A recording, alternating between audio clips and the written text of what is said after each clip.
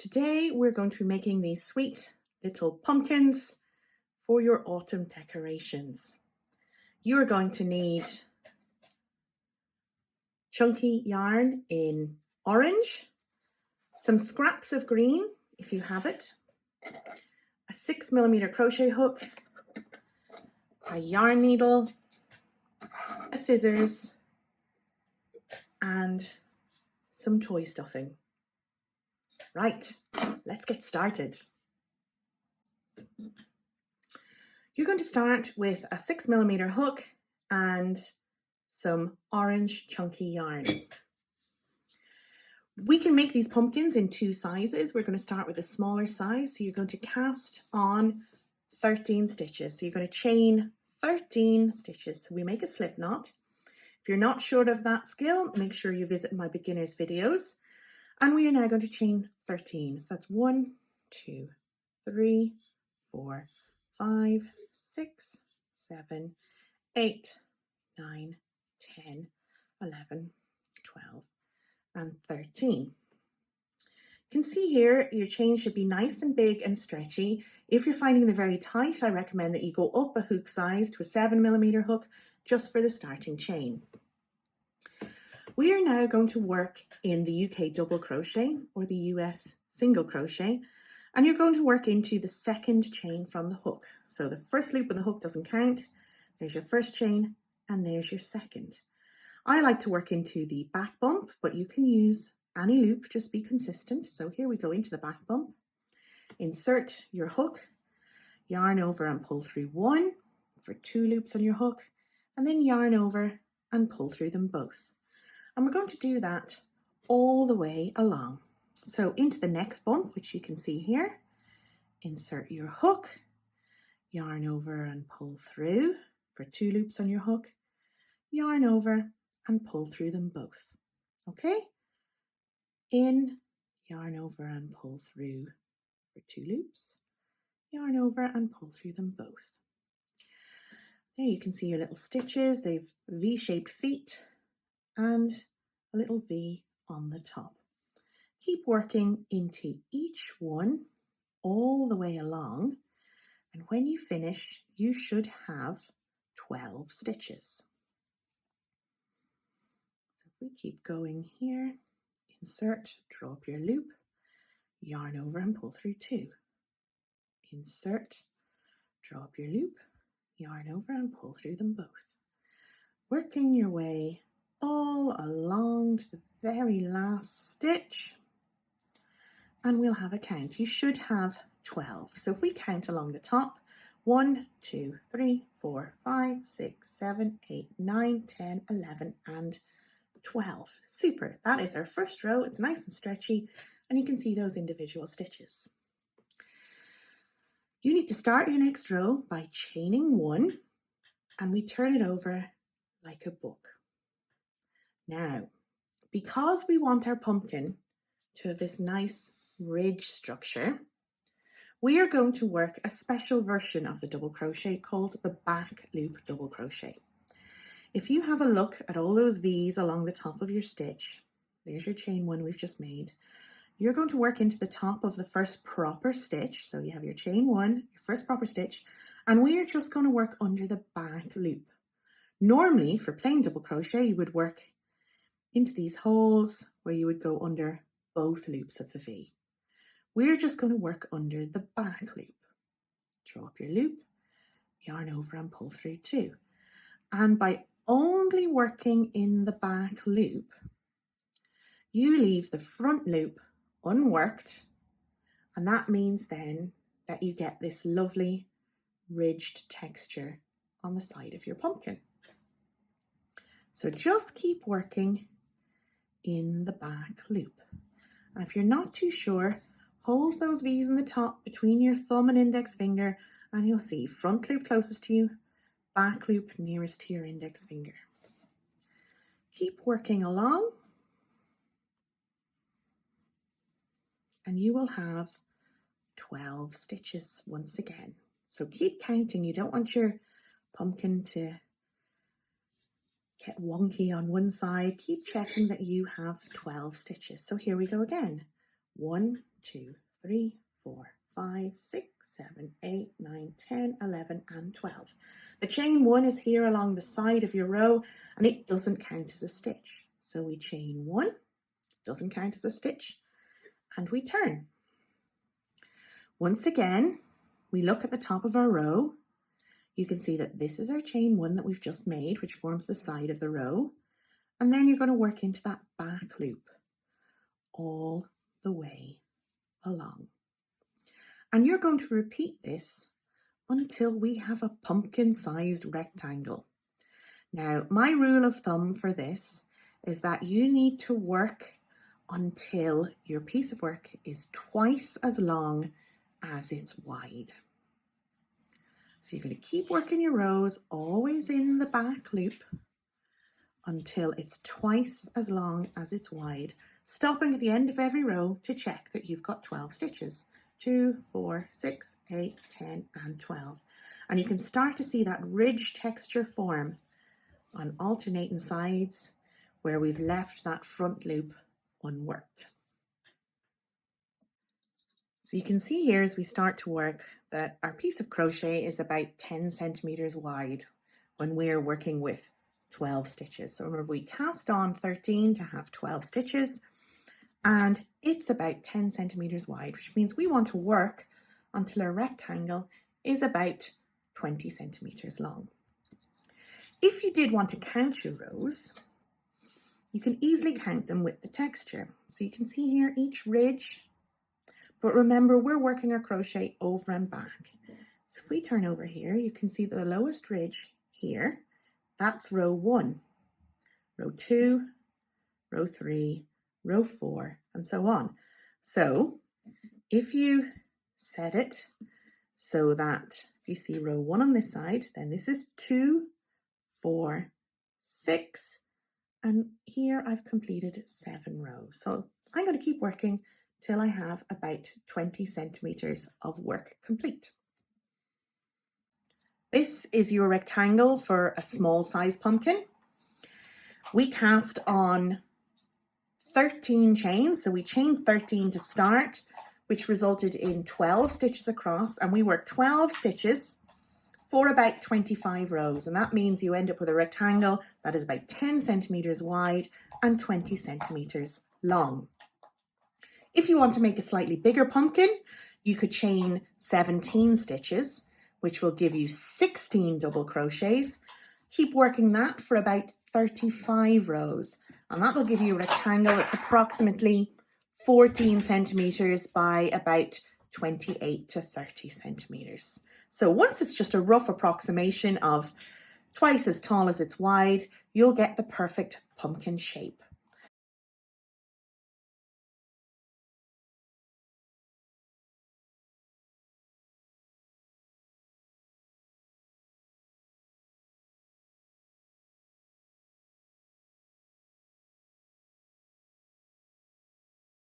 We've finished on an even number of rows. In this case here, I've got 16 stitches across and I've worked 35 rows. I take my yarn and pop it onto my yarn needle. I've left a nice long tail on that cast off so that we can sew in, and leaving it in the side facing that you've just finished on, you're going to bring the back around, and we are going to work into the back loop of what was the bottom of your work and under both loops of the row we've just finished. So you see here, back loop under both, and you're going to match them all the way along the row. We just have a look there. What you'll start to see is that you're maintaining a texture similar to that of the rest of the pumpkin, and the aim is to make your seam as invisible as possible.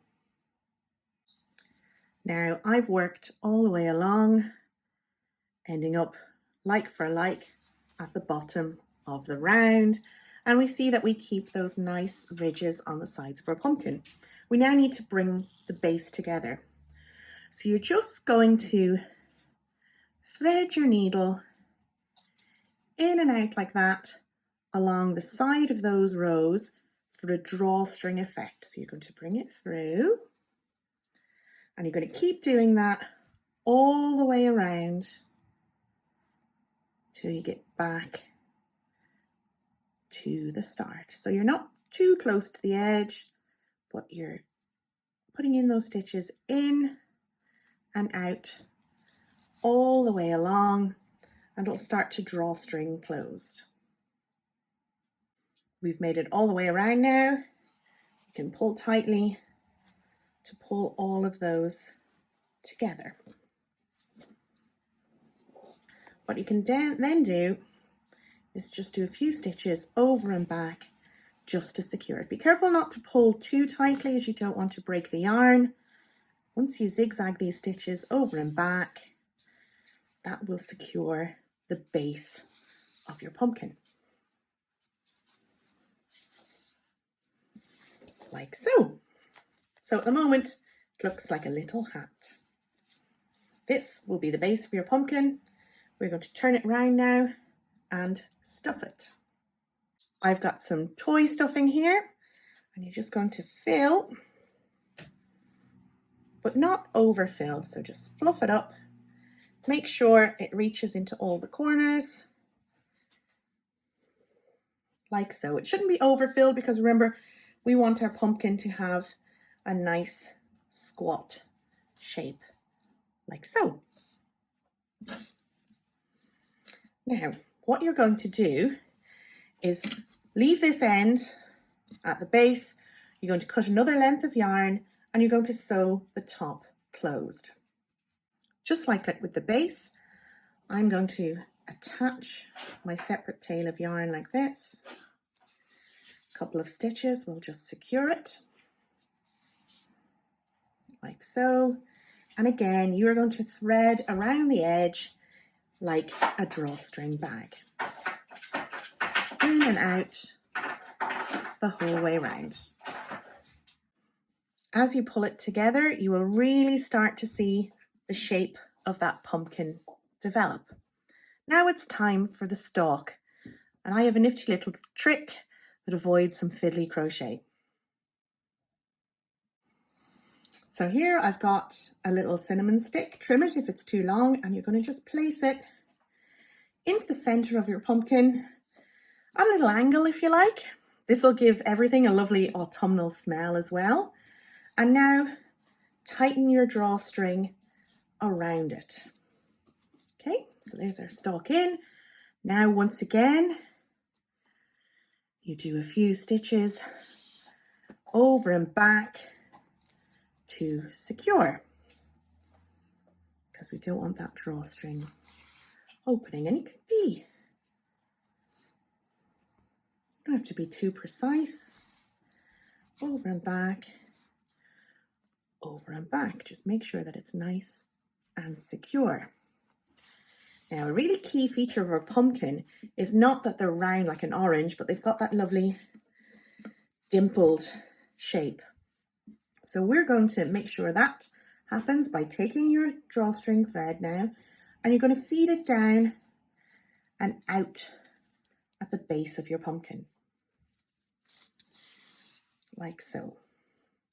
And we're going to do that just for a couple of stitches so that you create that nice central dimple, both at the top and the bottom. So you're going to run some threads up and down to create that lovely squashed appearance in the center.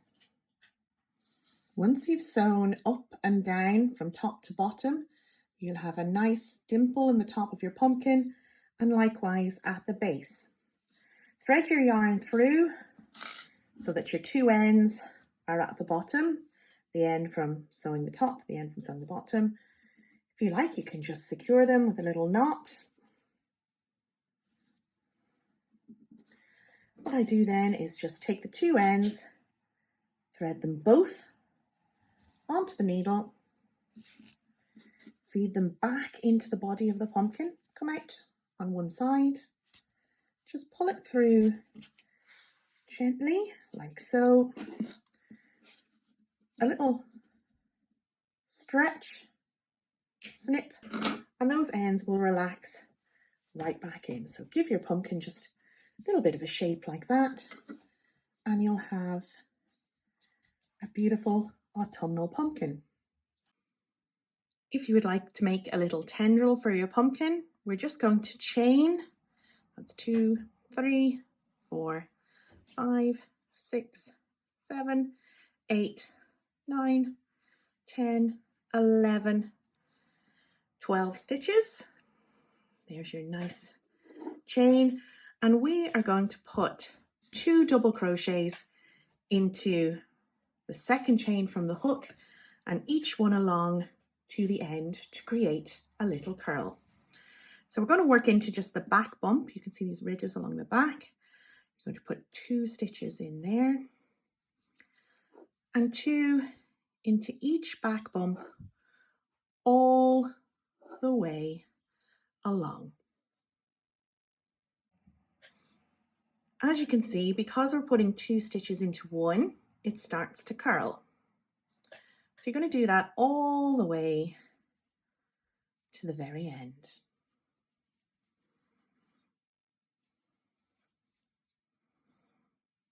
Like so.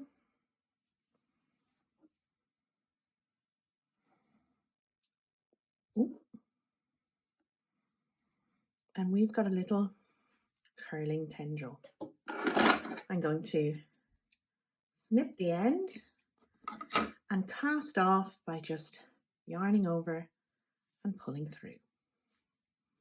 You've got your little tendril and 2 strands.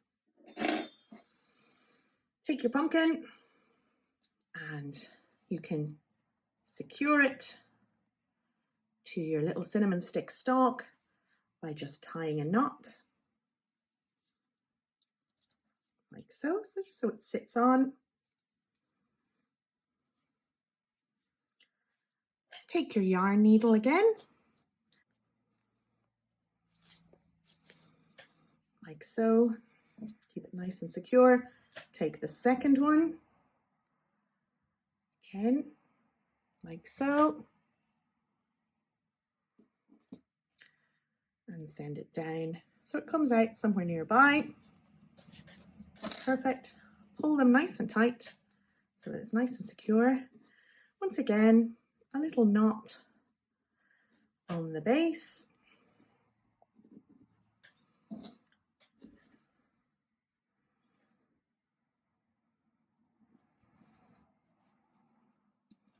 If you like, you can sew a little circle so it looks like the base of the pumpkin.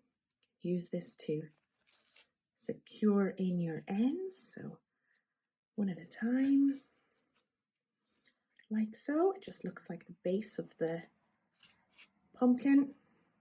Just pop that through, and once again stretch and snip.